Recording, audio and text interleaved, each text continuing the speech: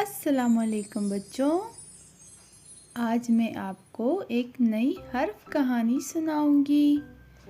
بچوں آئیے دیکھتے ہیں کہ آج ہم کون سے حرف کے بارے میں جانیں گے۔ یہ تو پے ہے،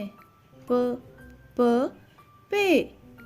چلیں پے کو لکھنے کی مشق کرتے ہیں۔ پے کو لکھنے کا طریقہ بھی پے کی طرح ہے۔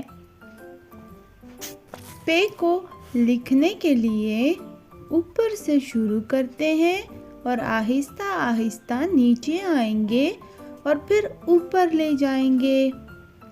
پے کے نیچے 3 نقطے ہوتے ہیں۔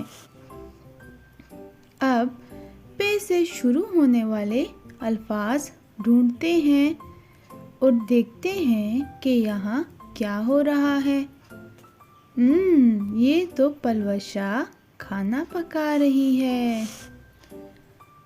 میز کے اوپر ٹھنڈے ٹھنڈے پانی کی بوتل رکھی ہے اور ساتھ میں ٹوکری میں بہت سارے پھل بھی رکھے ہیں۔ اور یہاں پہ تو بچہ پاشا پتنگ اڑا رہا ہے اور دیکھیں یہاں پہ پے سے پرندہ اڑ رہا ہے۔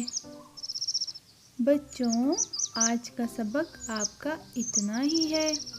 کل ایک نئے سبق کے ساتھ ملیں گے۔ تب تک کے لیے اللہ حافظ۔